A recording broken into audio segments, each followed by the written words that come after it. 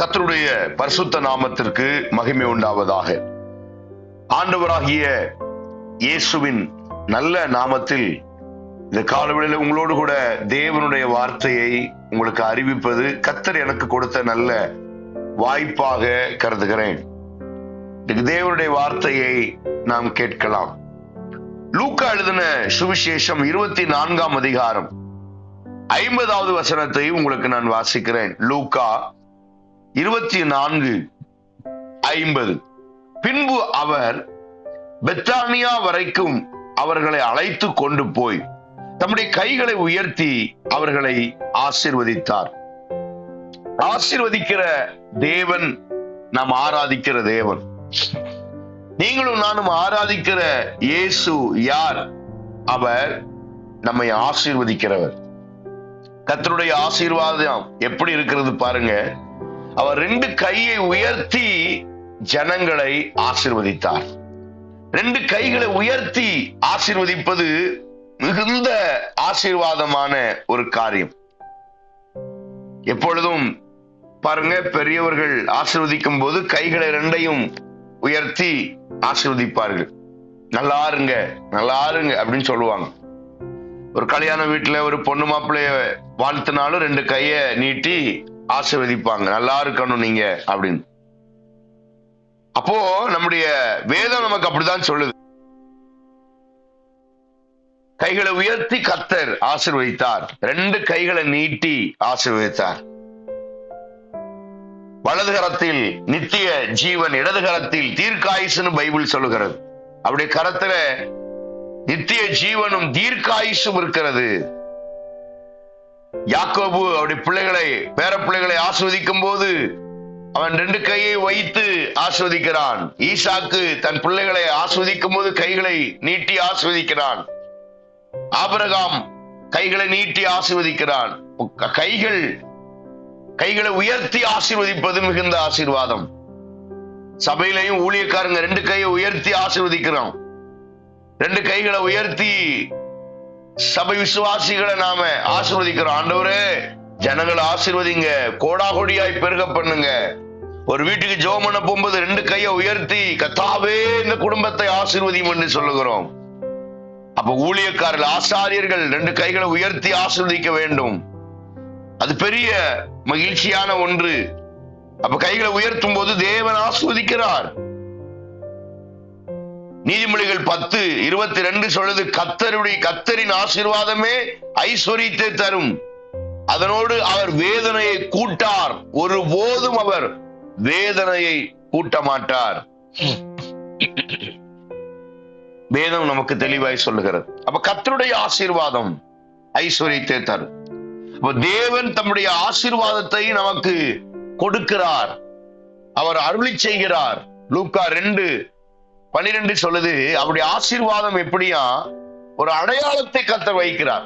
ஒரு ஆசீர்வாதத்தை அவர் நமக்கு தர்றாருன்னா அந்த ஆசீர்வாதத்திற்கு ஒரு அடையாளத்தை கர்த்தர் வைக்கிறார். லூக்கா 2:12, பிள்ளையை துணியில் சுற்றி முன்னணியில கிடைத்திருக்க காண்பீர்கள், இதுவே உங்களுக்கு அடையாளம் அப்படின்னு சொல்றார். அப்ப தேவன் எதை செய்தாலும் ஒரு அடையாளத்தை அவர் கொடுத்துதான் அவர் செய்யறார். அடையாளம் இல்லாம எதையுமே அவர் செய்யறது இல்லை. ஒருத்தர் ஆசீர்வதிச்சா கூட அடையாளத்தோட தான் ஆசீர்வதிக்கிறார். எல்லாவற்றுக்கும் ஒரு அடையாளம், எல்லாவற்றுக்கும் ஒரு நீதி வச்சிருக்கிறார். அடையாளத்தோடு தான் எதையும் செய்வார். வேதத்துல நாம் சொல்லப்பட்டிருக்கிற எல்லா தேவ மனிதர்களுடைய ஆசீர்வாதங்களும் அவர்களுக்கு ஒரு அடையாளத்தை கர்த்தர் வைத்துதான் ஆண்டவர் ஆசீர்வதிக்கிறார். அடையாளம் இல்லாமல் யாரையும் ஆசீர்வதிக்கிறது இல்லை. ஒருவரை உயர்த்துவதும் அடையாளத்துல அடையாளம் கொடுத்தா உயர்த்துறார். ஒருவரை தாழ்த்தினா கூட அவங்களுக்கு அடையாளம் கொடுக்கிறார். நீ செய்யறது இப்படி இருக்கு, நீ தாழ்த்தப்பட போற, நீ செய்யறது தவறுன்னு அவர் அடையாளம் கொடுக்கிறார். ஒவ்வொன்றுக்கும் அவர் அடையாளத்தை அவர் வைத்திருக்கிறார். மத்தேயு 26:18 சொல்றது, அதற்கு அவர், நீங்கள் நகரத்திலே இந்நாளிடத்திற்கு போய் என் வேலை சமீபத்திருக்கிறது, உன் வீட்டிலே நான் சீசரோடு கூட பஸ்காவை ஆசரிப்பேன் என்று போதகர் சொல்லுகிறார். அதுதான் உனக்கு அடையாளம். திருவிருந்துக்கு ஒரு அடையாளத்தை சொல்றார். திருவிருந்து கொடுக்கும் பொழுது ஒவ்வொருவரும் பேசிக் கொண்டே இருக்கிறார்கள். அப்ப சொல்றாரு, உங்களில் ஒருவன் என்னை காட்டிக் கொடுப்பான் அப்படின்னு சொல்றாரு. காட்டி கொடுப்பு சொல்லும் போது நீயா நானா நானான்னு கேட்கும் போது நீதான் என்று அடையாளத்தை சொல்லுகிறார். நீதாப்பா என்ன காட்டி கொடுக்க போற, நீயே அவன் அப்படி சொல்றாரு. யூதாஸ் காரியத்தை இயேசு கிறிஸ்துவை காட்டி கொடுக்கிறது எப்படி காட்டி கொடுக்கிறான்? நான் போய் அவரை முத்தமிடுவேன், அதுதான் உங்களுக்கு அடையாளம், அவரை நீங்கள் கைது செய்யலாம். ஒரு அடையாளத்தை அங்கே வைக்கிறான். யூதாசு கூட ஒரு அடையாளத்தை வைக்கிறான். அதனாலதான் ஆண்டவர் சொல்றாரு, நீ முத்தத்தினாலயா என்னை காட்டி கொடுக்கிற, உனக்கு என்னை காட்டி கொடுக்கிறதுக்கு வேற எந்த உபயோகமும் உபாகமும் இல்லையா, ஒரு தந்திரமும் இல்லையா? அன்பை வைத்து காட்டி கொடுக்கிறாயே, அன்பு என்கிற ஒரு பெரிய ஆயுதத்தை வைத்து காட்டி கொடுக்கிறாயே. அன்பு என்பது எவ்வளவு ஆசீர்வாதமானது, அதை வைத்து என்னை சோதிக்கிறாயே என்று அவர் அதுதான் அவருக்கு ரொம்ப வேதனை. வேற எதையாவது ஒண்ணு காட்டி கொடுத்திருந்தா பரவாயில்ல, இந்த பூமிக்கு நான் வந்ததே அன்பை வெளிப்படுத்த, அன்பில்லாத உலகத்திலே அன்பினால் என்ன என்று சொல்லிக் கொடுக்க வந்த கருணை உள்ள கடவுள் நான், என்னை நீ அன்பினால் காட்டி கொடுக்கிறாய் என்று அவர் வேதனைப்பட்டார். பிரியமானவர்களே, ஆண்டவர் ஒரு அடையாளத்தை நமக்கு தர வல்லவராயிருக்கிறார். எதற்கும் ஒரு அடையாளத்தை, எதை செய்தாலும் ஒரு அடையாளத்தை அவர் வைக்கிறார். இந்த காரியத்துல ஆசீர்வாதத்துக்கும் அடையாளங்களை கர்த்தர் வைத்திருக்கிறார். சும்மா எல்லாரும் ஆசீர்வதிக்கப்பட்டவங்க நம்ம சொல்ல முடியாது. எல்லாரும் ஆசீர்வதிக்கப்பட்டிருக்கிறோம், காசு பணம் இருக்கிறதுனால நம்ம ஆசீர்வாதிக்கப்பட்டவர்கள் அல்ல. 10 வீடு இருக்கிறதுனால நம்ம ஆசீர்வதிக்கப்பட்டவர்கள் இல்ல. 5 கார் இருக்கிறதுனால நம்ம ஆசீர்வதிக்கப்பட்டவர் இல்ல. மாதம் 2 லட்சம் ரூபாய் சம்பளம் வாங்குறதுனால நம்ம ஆசீர்வதிக்கப்பட்டவர்கள் கிடையாது. எது ஆசீர்வாதம்? ஆசீர்வாதத்தின் அடையாளம் என்ன? ஆதியாகமத்தின் புஸ்தகம் 24:31. அப்பொழுது அவன், கர்த்தரால் ஆசீர்வதிக்கப்பட்டவரே உள்ளே வாரும், நீர் வெளியே நிற்பானேன், உமக்கு வீடும் ஒட்டகங்களும் இடமும் ஆயத்தம் பண்ணி இருக்கிறேன் என்றார். கர்த்தரால் ஆசீர்வதிக்கப்பட்டவர்கள் உள்ளே வருவார்கள். அப்ப ஒருவன் ஆசீர்வதிக்கப்பட்டிருக்கிறான் என்பதற்கு அடையாளம் என்ன? அவன் தேவனுடைய ஆலயத்துக்குள்ளே இருப்பான். கர்த்தரால் ஆசீர்வதிக்கப்பட்டவர்கள் உள்ளே இருப்பார்கள். சபைக்குள்ளே, வீட்டுக்குள்ளே, தெருவுல வீதியில நிக்க மாட்டான். தேவனால் ஆசீர்வதிக்கப்பட்டவன். நீங்கள் நானும் தேவனால் ஆசீர்வதிக்கப்பட்டிருக்கிறோம், ஆனால் நாம் வீதியில நிற்கிறவர்கள் அல்ல, வெளியில் அல்ல. ஒருவன் வீட்டுக்கு வெளியே நின்று சத்தமிடுகிறான் என்றால் வீட்டுக்கு அவமானம். ஒரு விசுவாசி சபைக்கு வராம ரோட்ல நிக்கினா அது குடும்பத்துக்கும் சபைக்கும் அவமானம். பிரியமானவர்களே, கர்த்தர் உங்களை ஆசீர்வதித்திருக்கிறார் என்றால் நீங்கள் சபைக்கு உள்ளே இருக்க வேண்டும். கதவு திறந்திருக்கிறது, உள்ளே வர வேண்டும். நீங்கள் ஏன் வெளியே இருக்கிறீர்கள்? நிறைய விசுவாசிகள் நான் தேவனுடைய பிள்ளை என்று சொல்லி தேவனுடைய பிள்ளை என்கிற போர்வையில வெளியே சுற்றிக் கொண்டிருக்கிறார்கள். உண்மையிலேயே அவர்கள் தேவனுடைய பிள்ளைகள் அல்ல. வெளியே சுற்றுகிறவர்கள், வீதிகளிலே சுற்றுகிறவர்கள். சபைக்கு வெளியே இருந்து என்ன பயன்? நீங்கள் மெம்பர்ஷிப் கார்டு போட்டும், சபையில நீங்க ஒரு உறுப்பினர் அட்டை வாங்கியும், மாதந்தோறும் சபையின் சந்தாவை நீங்கள் கட்டியும், சபைக்கு வெளியே நின்றால் உங்களுக்கு என்ன பலன், என்ன பயன்? ஒன்றும் கிடையாது. கிறிஸ்துவுக்குள் இருக்கிறவன் புது சிருஷ்டியா இருக்கிறான், பழையவைகள் ஒளிந்தன, எல்லாம் புதிதாயின. வாழ்க்கையில புதிய அனுபவம், புதிய ஸ்பிரிட், புதிய ஆவியானவருடைய உள்ள வல்லமை நமக்குள் இருக்க வேண்டும். எல்லாவற்றிலையும் புதிதாக்கப்பட வேண்டும். வாழ்க்கை மாற்றப்பட வேண்டும். நம்முடைய ஜீவியம் மாற்றப்பட வேண்டும். புதிய கிருபைகளையும் புதிய தாளந்துகளையும் புதிய மகிமையான காரியங்களை பெற்றுக்கொள்ள வேண்டும். நாங்க ஒரு வீட்டுல இருக்கிறோம்னா, வீட்டுக்கு வெளியே இருந்துகிட்டு கணவன் மனைவி சண்டை வெளியில ரோட்ல போட்டோம்னா அது நம்முடைய குடும்பத்துக்கு எவ்வளவு அவமானம் என்பதை நம்ம அறியணும். பெரிய அவமானம். அதான் உண்மை. அப்ப நாம் நம்முடைய குடும்பத்தை நாமளே அவமானப்படுத்துகிறோம். வெளியே நிக்க கூடாது, உள்ளே வரணும். வெளியே நின்று என்ன பயன்? சபைக்கு உள்ளே வர வேண்டும், எல்லைக்குள்ளே வர வேண்டும். அந்த எல்லைக்குள்ளே இருந்தா தான் ஆசீர்வாதம். உலகத்தை சுற்றுவதல்ல நம்முடைய ஆசீர்வாதம், எல்லைக்குள்ளே இருக்கிற ஆசீர்வாதம். உள்ளே கர்த்தரால் ஆசீர்வதிக்கப்பட்டவர்கள் உள்ளே வர வேண்டும். இரண்டாவது வேதம் சொல்லுகிறது, ஆதியாகமத்து புஸ்தகம் 18:17 கர்த்தர் ஆபிரகாமை பெரிய பலத்த ஜாதியாவதினாலும் அவனுக்குள்ளே பூமியில் உள்ள சகல ஜாதிகளும் ஆஸ்வதிக்கப்படுவதனாலும் நான் செய்ய போகிறதை ஆபிரகாமுக்கு மறப்பேனோ. அப்ப இரண்டாவது ஆண்டவர் சொல்றாரு, கர்த்தரால் ஆஸ்வதிக்கப்பட்டவர்கள் அடையாளம் என்ன? அவர்களுக்கு தேவன் எதையும் மறைக்க மாட்டார். கர்த்தர் எதையும் மறைக்கவே மாட்டார். அவர் யாரை ஆசீர்வதிக்க விரும்புகிறார்? ஆபிரகாமை தேவன் ஆசீர்வதிக்கிறார். ஆபிரகாமை தேவன் நேசிக்கிறார். காரணம், ஆபிரகாமுக்கு எதையும் மறைக்க மாட்டார். இதுதான்ப்பா, இதான் அவனை அழிக்க போறேன்னா அவன் சொல்லுவாரு. குடும்பத்துல ஏதாவது நடக்க போதுன்னா சொல்லுவாரு. ஏதாவது ஒரு பிரச்சனை வரப்போதுன்னா நம்மகிட்ட சொல்லுவாரு. மறைக்கவே மாட்டார். நமக்கு சொல்லாம அவர் எதையும் செய்ய மாட்டார்.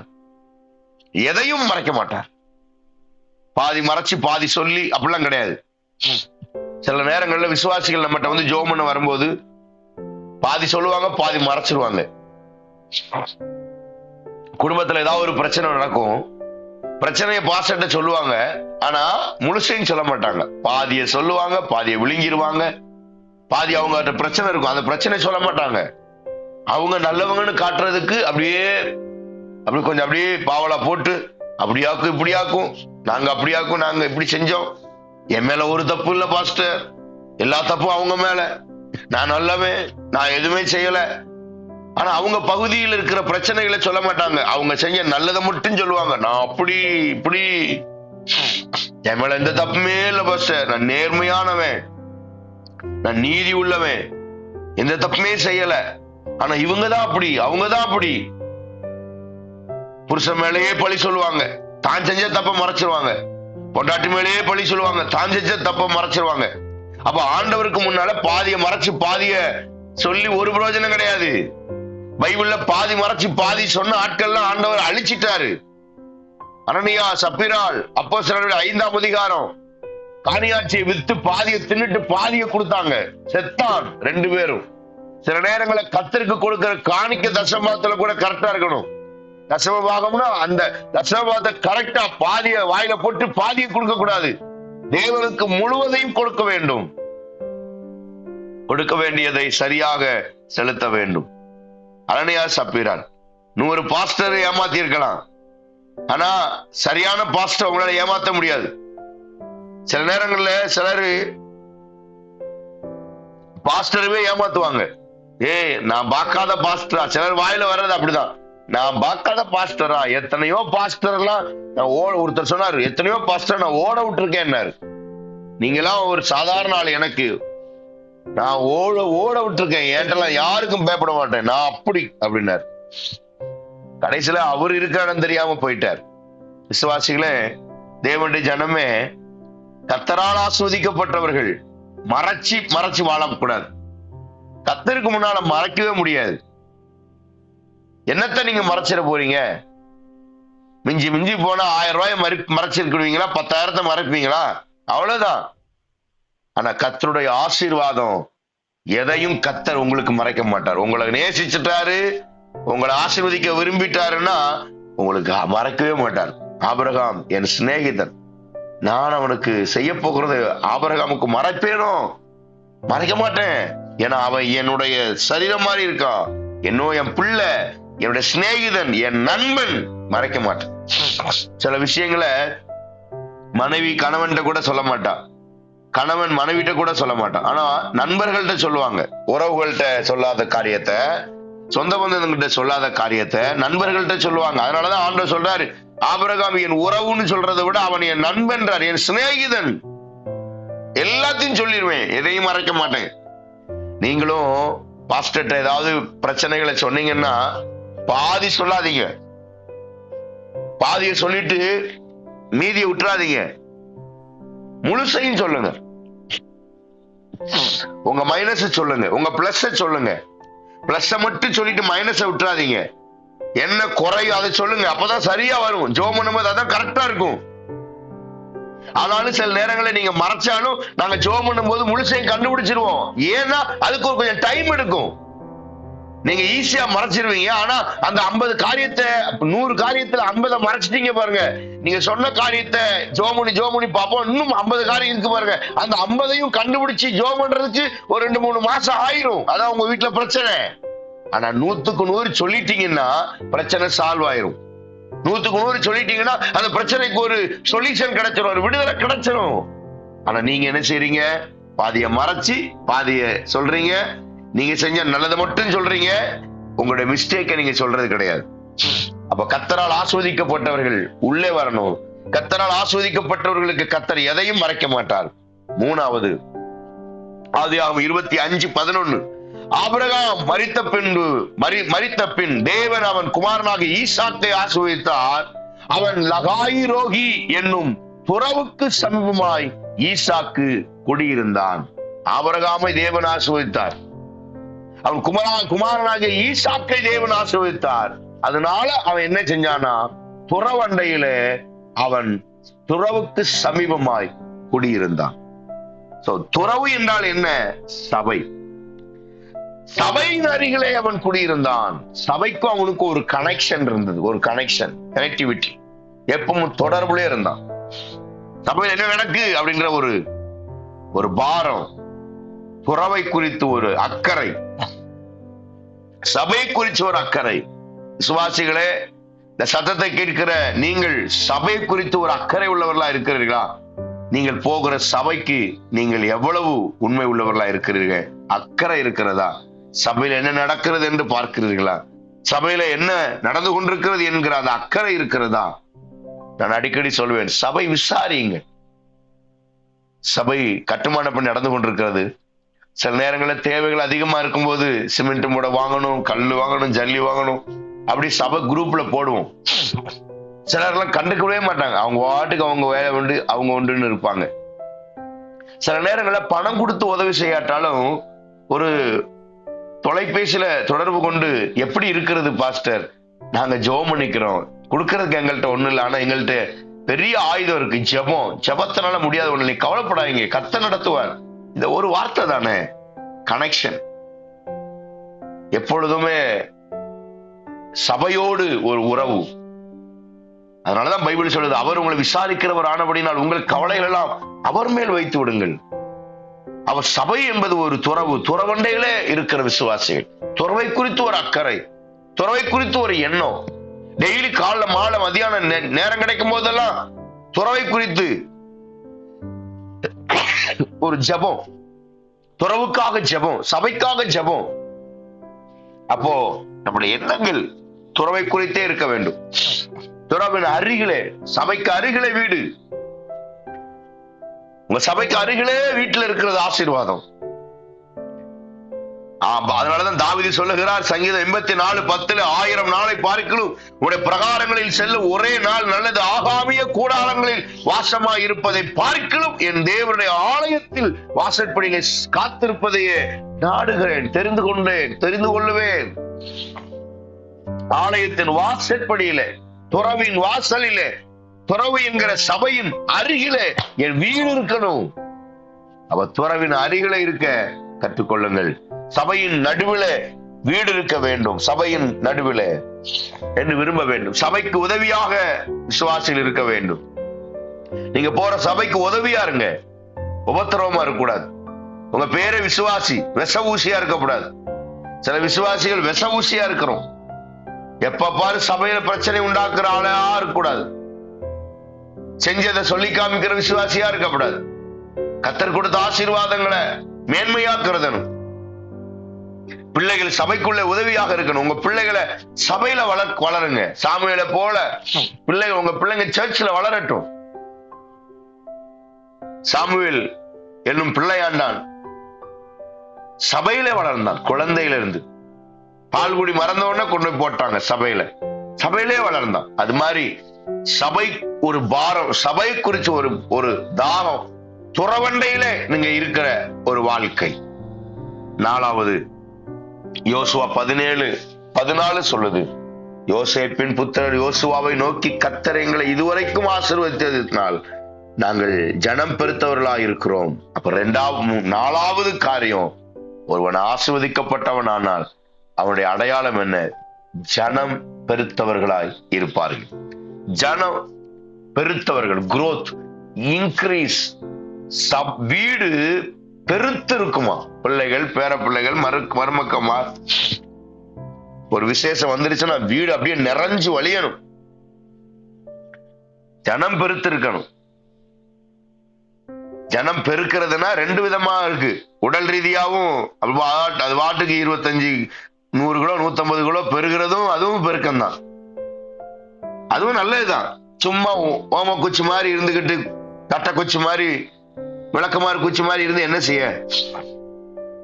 குண்டா இருக்கிறது ஆசீர்வாதம் தான், அதுல ஒண்ணும் தப்பு கிடையாது. சிலரு நானு குண்டாயிட்டேனே ஒல்லியாவும் நினைக்கிறாங்க. நல்லதுதான், ஒல்லியாவும் நினைங்க. ஆனா பைபிள் ஒரு வசனம் இருக்கு, பொறாமையோ வென்றால் எலும்புருக்கி அப்படின்றாரு. ஒல்லியா இருக்கிறவங்க எல்லாம் பொறாம கொஞ்சம் இருக்கும் அப்படின்னு நான் சொல்லல, பைபிள் சொல்லுது. ஒருவேளை இதை சத்தத்துல கேட்கறவங்க ஒருவேளை நீங்க ஒல்லியா இருந்தா இனி வருத்தப்படக்கூடாது. ஆனா பைபிள் சொல்லுது, பொறாமையோ வென்றால் எலும்புருக்கி, அப்படி எலும்ப உரிக்கணுமா. அதனால ஒல்லியா இருக்கிறவங்களாம் எல்லாரும் பொறாம பிடிச்சவன்னு சொல்ல, பைபிள்ல அந்த மாதிரி வசனம் இருக்கு. அப்போ குண்டா இருக்கிறீங்களா, நீங்க உங்களுக்கு பறந்த மனசு. சிலர் நல்ல குண்டா இருப்பாங்க, அவங்களுக்கு கல்லங்கப்படமே தெரியாது, அது பாட்டுக்கு எல்லாரும் நல்லா இருக்கட்டும் அப்படின்னு நினைக்குவாங்க. சிலர் அப்படியே வஞ்சக புத்தியில அப்படியே நினைச்சு அடுத்தவன் முன்னேறது பிடிக்காது. நல்ல யோசனை பண்ணி பாருங்க. ஒருத்தர் வீடு கட்டின ஒருத்தர் பிடிக்குமா? ஒருத்தர் பிள்ளை கல்யாணம் முடிச்சு கொடுத்த ஒருத்தர் பிடிக்குமா? பேருக்கு நல்லா இருக்கட்டும் அப்படிமாங்க, ஆனா நல்ல எண்ணங்கள் இருக்காது. நம்ம பிள்ளைக்கு 30 வயசு ஆயிடுச்சு, இன்னும் கல்யாணம் முடியல, இவன் பிள்ளைய கட்டி கொடுத்துட்டானப்பா, அது எப்படி அப்படின்னு பொறாமையிலே பொங்கிட்டே போவான். அப்போ ஜனம் பெருத்திருக்கணும், உடல் ரீதியாவும் நல்ல குண்டு இருக்கணும். பிள்ளைகள்லாம் பெத்தீங்கன்னா சொல்லுங்க, ஏசப்பா என் பிள்ளை நல்லா குண்டுன்னு பிறக்கணும்பான்னு. பிறக்கும் போதே ஒரு 15 கிலோ 20 கிலோ பிறக்கணும்னு சோகம் பண்ணுங்க, தப்பு இல்லையே. பிள்ளைகளை மெலிஞ்சுக்கிட்டு நடக்க முடியாம ஒல்லியா, அருமையான தேவனுடைய பிள்ளைகளை, தினமும் நம்ம பிள்ளைகள் பெருகணும், அறிவுல பெருகணும், ஞானத்துல புத்தியில பெருகணும், உழைப்புல பெருகணும், வருமானத்துல பெருகணும், சரீரத்துல பெருகணும். அதனாலதான் பைபிள் சொல்லுது, லூக்கா 1:52 சொல்லுது, இயேசுவான ஞானத்திலையும் புத்தியிலையும் வளர்த்திலையும் மனுஷ தயவுல தேவக்கர் அதிகமா வளர்ந்து பெருகினார், வளர்ந்துகிட்டே இருந்தாராம். கணவன், மனைவி, பிள்ளைகள், பேர பிள்ளைகள், மருமக்கமார், அப்படியே அநேகர் ஒரு வீட்டுல அப்படியே கும்பலா இருந்தா எப்படி இருக்கும் பாருங்க. சிலருக்கு பிடிக்காது, சிலருக்கு சொந்தக்காரங்க 4 பேர் வந்தாலே இவன் மூஞ்ச தூக்கிடுவான். வீட்டுக்காருடைய அம்மா அப்பா அல்லது அண்ணன் தம்பி வந்துட்டா பொண்டாட்டிக்கு பிடிக்காது, மூஞ்ச தூக்கிடுவா, 15 முழத்துக்கு மூஞ்ச தூக்கிடுவா. வீட்டுல நிம்மதியே இருக்காது, சமாதானமே இருக்காது. அப்படி இருக்கக்கூடாது. வீட்டுல எல்லாரும் கலகலன்னு இருக்கணும்னு நினைக்கணும், எல்லாரும் சந்தோஷமா இருக்கணும். சில வீடுகள்ல 2 பிடி 3 பிடி அரிசி டெய்லி போட்டு சமைச்சு குடும்பம் சாப்பிட்டு சந்தோஷமா இருக்கிற குடும்பங்கள் எத்தனையோ இருக்கிறது. குடும்பம் ஜன கூட்டம் உள்ளதா இருக்கணும். உபாகம் 9:14 சொல்லுது, ஆகையால் நான் அவர்களை அழித்து அவர்கள் பேரை வானத்தின் கீழ் அற்று போக பண்ணும்படிக்கு நீ என்னை விட்டுவிடு, அவர்களை பார்க்கலும் உன்னை பலத்த ஜனம் பெருத்ததுமான ஜாதியாக்குவேன் என்றார். ஆதியாகமம் 12:2 சொல்லுது, நான் உன்னை பெரிய ஜாதியாக்கி உன்னை ஆசீர்வதித்து உன் பெயரை. ஆண்டவர் நினைக்கிறதெல்லாம் நம்மளை பெரிய ஜாதியாக்கி, பெரிய உயர்வு, லட்சங்கள் கோடிகள் நம்ம வீட்டுல இருக்கணும், பிள்ளைகள்லாம் பெரிய பெரிய பிள்ளைகளா இருக்கணும். அப்படிதான் ஆண்டவர் நினைக்கிறார். ஆதியாகமம் 12 தான் சொல்றாரு, ஆபிரகாம் ஒருவனாக இருக்கும்போது அவனை அழைத்து அவனை அநேக ஜாதிகளுக்கு ஒருத்தனை அழைச்சாரு, அவனை கொண்டு ஜாதிகளா தகப்பனாக்குனார். யோசேப்பு ஒரு ஆள் தான் எகிப்துக்கு போனான், அப்புறம் 70 பேரு, மொத்தம் 70 பேரு. ஆனா யோசேப்பு போனது ஒரு ஆள் தான் உள்ள போனா, ஆனா வெளியே வரும்போது எத்தனை தெரியுமா? சுமார் 30 லட்சம் ஜனங்கள். பெருத்துட்டான், ஜனம் பெருத்தவர்களா இருந்தான். இயேசு கிறிஸ்து வெறும் 12 பேர் தான் ரெடி பண்ணார், வெறும் 12 பேர். 12 சீசர்களை உருவாக்குனாரு. ஆனா முடிவுல பைபிள் சொல்லுகிறது, தேசம் ஆசியா கண்டம் முழுவதும் சுவிசேஷம் அறிவிக்கப்பட்டது. இன்னைக்கு கோடான கோடி சீஷர்களை தேவன் உருவாக்கி இருக்கிறார். ஆரம்பம் 12 பேர் தான். ஆனா இப்போது இருக்கிற ஜனக்கூட்டம் மிகுதி. மலையிலிருந்து அவர் இறங்கின பொழுது திரளான ஜனங்கள் அவருக்கு பின் சென்றார்கள் என்று மத்தேயு 8ஆம் அதிகாரம் 1வது வசனத்தில் வாசிக்கிறோம். மத்தேயு 21:9 சொல்லுது, முன்னடப்பாரும் பின்னடப்பாருமாகிய திரளான ஜனங்கள் தாவீதின் குமாரனுக்கு ஓசன்னா என்று கர்த்தரின் நாமத்தினாலே வருகிறவர் ஸ்தோத்தரிக்கப்பட்டவர் உன்னதத்திலே ஓசன்னா என்று சொல்லி ஆர்ப்பரித்தார்கள். ஜன கூட்டம் அவரை பின்தொடர்ந்தது. திரளான ஜனங்கள் வந்தார்கள். அப்போ தேவன் ஆசீர்வதிக்கிற கர்த்தர் உன்னை ஆசீர்வதித்தார் என்பதற்கு அடையாளம் என்ன? வீட்டுல பிள்ளைகள்லாம் இருக்கணும், பேர பிள்ளைகள்லாம் வரணும் அப்படின்னு நினைங்க. சில நேரங்களில் உங்க வீட்டுல பேர பிள்ளைகள்லாம் வரும்போது தாத்தா பாட்டின்னு சொல்லும் போது உங்களுக்கு எவ்வளவு சந்தோஷமா இருக்கும், எவ்வளவு மகிழ்ச்சி. சிலருக்குலாம் 9 பேர பிள்ளைங்க, 10 பேர பிள்ளைங்க எனக்கு அப்படி சொல்லும் போது அவங்களுக்கு அவ்வளவு சந்தோஷம், மகிழ்ச்சி இருக்கணும். அப்படி இருக்கணும். ஆளண்டா பிராணியா இருக்கக்கூடாது. சிலர்லாம் யார் வீட்டுக்கு வந்தாலும் பிடிக்காது, யார் வந்தாலும் பிடிக்காது, சந்தோஷமே இருக்காது. வந்துட்டாங்க திங்கிறதுக்கு, ஐயோ இன்னைக்கு சொத்தை அழிச்சிட்டு தான் போவாங்க. அந்த மாதிரி இருக்காதீங்க. ஜனம் பெருத்தவர்களா இருங்க. அதான் ஆசீர்வாதத்தின் அடையாளம். கிறிஸ்துமஸ் எல்லாம் வந்துட்டா அப்படி சொந்த பந்தத்தெல்லாம் போன் பண்ணி வர சொல்லுங்க உங்க வீட்டுக்கு. வந்து சாப்பிட்டு சந்தோஷமா இருந்துட்டு போட்டு. ஜனம் பெருத்தவர்கள், கர்த்தரால் ஆஸ்வதிக்கப்பட்டவர்கள். பைபிள் சொல்லுது அவதான் அடையாளம். கடைசியாக 5வது யோவேல் 2:14 சொல்லுது, ஒருவேளை அவர் திரும்பி மனஸ்தாபப்பட்டு உங்கள் தேவனாகிய கர்த்தருக்கு போஜன பலியையும் பானபலியும் செலுத்துகிறதற்கான ஆசீர்வாதத்தை தந்தருளுவார். கடைசியாக செலுத்துகிற அடையாளம். செலுத்தணும், கொடுக்கிற அடையாளம். செலுத்துறது. வாங்கின கடனை செலுத்திருங்க. அதான் ஆசீர்வாதம். ஆசீர்வாதத்தின் அடையாளம் என்ன? யார்கிட்டயாவது கடன் வாங்கினீங்களா? செலுத்திருங்க. அது 1 ரூபாயோ 2 ரூபாயோ 10,000மோ 50,000மோ கொடுத்துருங்க. நீங்க கொடுக்க வேண்டிய பணத்தை உங்க கையில வைக்காதீங்க. நீங்க அடுத்து அவங்கள்ட்ட வாங்கினதை கொடுத்துருங்க. செலுத்துகிற அடையாளம். உழைத்த பணத்தில் தசமபாகம் செலுத்திருங்க. தசமபாகம் எடுத்து உங்க வாயில போடாதீங்க, செலுத்திருங்க. அரசாங்கத்துக்கு கொடுக்க வேண்டியதை பணத்தை செலுத்திருங்க. இபி பில்லு, வீட்டு வரி, தண்ணி bill, current bill, cable bill, bank செலுத்த வேண்டிய பணம், இன்கம் டாக்ஸ் எதா இருந்தாலும் சரி, கவர்மெண்ட்டுக்கு கொடுக்க வேண்டியதை செலுத்திடுங்க. தாய் தகப்பனுக்கு கொடுக்க வேண்டியதை கொடுத்துருங்க. நீ கல்யாணம் முடிச்சுட்டு பிள்ளை குட்டி பெற்றதுனால அம்மா அப்பாவை தவிக்க விட்டுறாதீங்க. அவங்களுக்கு செலுத்த வேண்டியதை கரெக்டா செலுத்துங்க. அதான் நமக்கு ஆசீர்வாதம். ஒருபோதும் அந்த விஷயத்துல நம்ம மாறக்கூடாது. தேவனுக்கு செலுத்துங்க. 1 நாளாம் 16:28 ஜனங்களின் வம்சங்களை கர்த்தருக்கு மகிமையும் வல்லமையும் செலுத்துங்கள் அப்படி சொல்றார். யாத்திரா 35:5 உங்களுக்கு உண்டானதில் கர்த்தருக்கு ஒரு காணிக்கை கொண்டு வந்து செலுத்துங்கள். பைபிள் சொல்லுது, செலுத்துங்கள். கர்த்தருக்கு காணிக்கை, அவருக்கு மகிமையை செலுத்துங்கள், அவருடைய வல்லமையை செலுத்துங்கள். உபாகமம் 32:3 அவருடைய மகத்துவத்தை செலுத்துங்கள், அவருக்கு மகத்துவத்தை செலுத்துங்கள். அப்போ செலுத்துகிற ஆசீர்வாதம். அடையாளம் என்ன? பைபிள் நமக்கு என்ன சொல்லுகிறது? செலுத்துகிற அடையாளம், ஜனம் பெருத்த அடையாளம், துறவண்டையில சபை அண்டையிலே இருக்கிற அடையாளம். கர்த்தர் எதையும் மறைக்க மாட்டார். நீங்க சிநேகிதர் மறைக்க மாட்டார். அதான் அடையாளம். சபைக்கு உள்ளே, துறவுக்கு உள்ளே, கதவு திறந்த இடம், கர்த்தரால் ஆஸ்வதிக்க உள்ளே வாருங்கள். இதுதான் அடையாளம். இந்த 5 அடையாளத்துல நம்முடைய ஜீவன் எப்படி இருக்குன்னு பார்ப்போம். கர்த்தர் நிச்சயம் உங்களை ஆசீர்வதிப்பார். பரிசுத்தமுள்ள பிதாவே, இந்த நல்ல காலவெளியில் நம்முடைய பிள்ளைகளுக்காய் ஜெபிக்கிறேன். இந்த வசனத்தின் மூலமா நம்முடைய பேசினதுக்காய் நன்றி. ஆசீர்வதிக்கப்பட்டவர்களே உள்ளே வாருங்கள். கர்த்தரால் ஆசீர்வதிக்கப்பட்டவர்கள் உள்ளே வாருங்கள். இந்த வசனங்கள் மூலமாய் பேசினதுக்கு நன்றி. தொடர்ந்து நம்முடைய பிள்ளைகள் இதை ஆண்டவரே சிந்தையில வைத்து அவர்கள் யோசித்து காரியங்களை செய்ய உதவி செய்யும். இயேசுவின் நாமத்தில் ஜெபிக்கிறோம் நல்ல பிதாவே. ஆமென், ஆமென்.